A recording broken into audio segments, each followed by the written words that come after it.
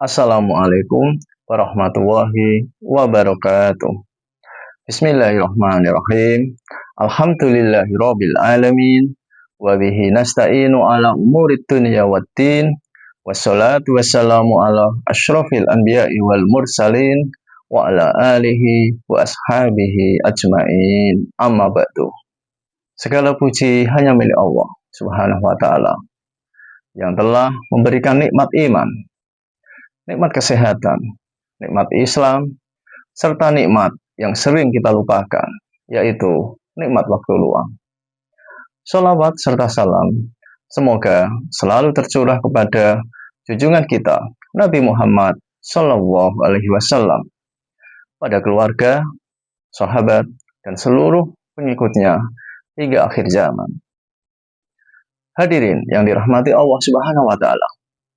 Setiap hari Allah memberikan kita waktu yang sama, yaitu 24 jam, tidak lebih, tidak kurang.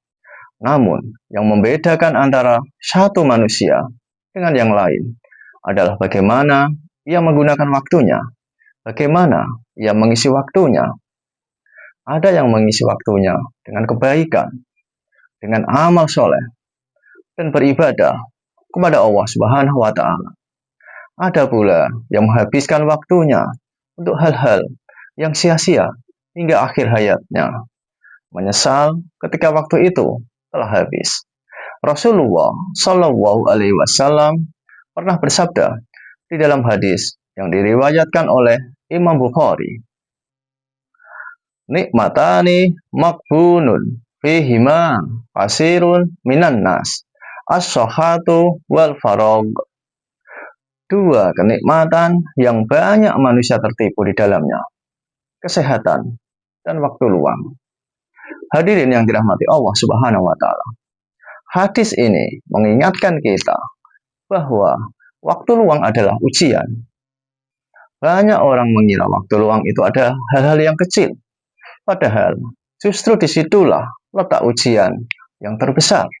Ketika kita memiliki waktu yang kosong, Allah melihat apakah kita gunakan untuk mendekat kepadanya atau justru menjauh darinya. Hadirin yang dirahmati Allah Subhanahu wa taala. Allah memberikan waktu luang bukan tanpa tujuan. Dalam Al-Qur'an surat Al-Ashr ayat 1 sampai 3, Allah bersumpah dengan waktu. Wal ashr innal insana lafi khusr illal ladzina amanu wa amilus sholihati wa tawasaw bil haqq wa tawasaw bis sabr. Demi masa, sesungguhnya manusia benar-benar berada dalam kerugian, kecuali orang-orang yang beriman dan beramal soleh, serta saling menasihati dalam kebenaran dan kesabaran. Ayat ini sangat singkat, tetapi mengandung pesan yang sangat dalam.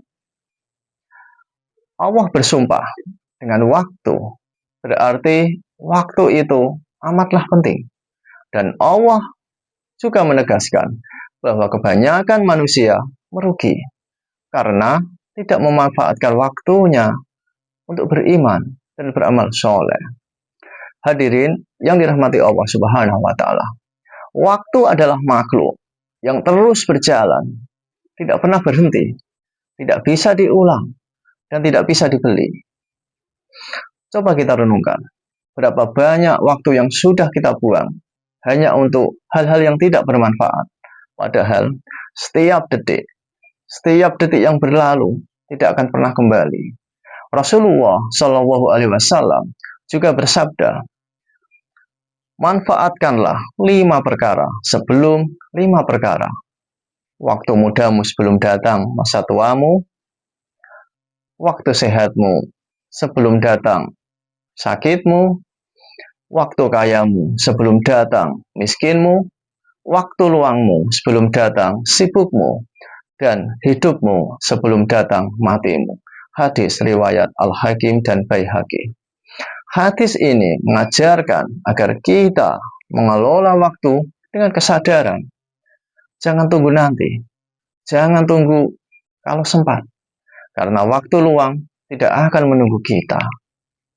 Gunakanlah waktu luang untuk hal-hal yang mendekatkan diri pada Allah Subhanahu wa taala, dengan membaca Al-Qur'an, dengan menuntut ilmu, dengan membantu orang lain, berzikir, atau sekedar merenungi nikmat-nikmat Allah dan kebesarannya.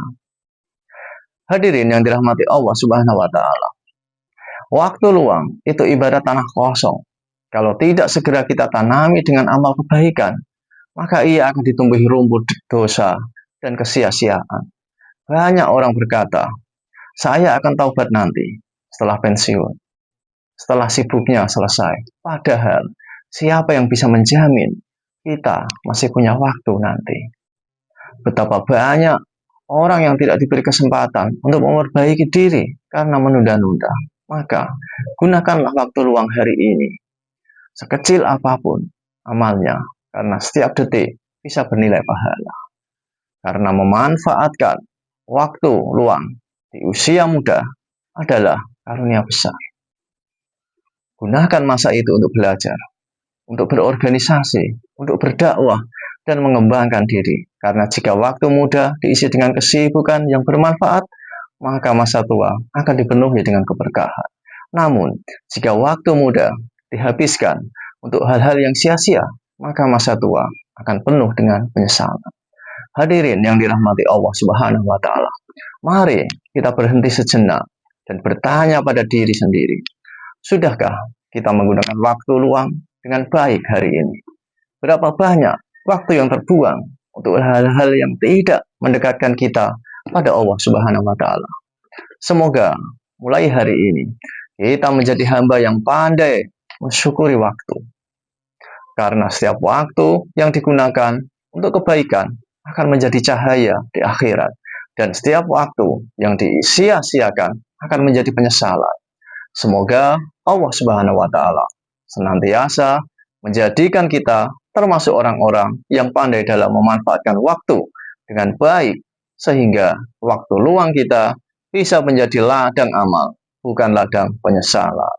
Wassalamualaikum warahmatullahi wabarakatuh.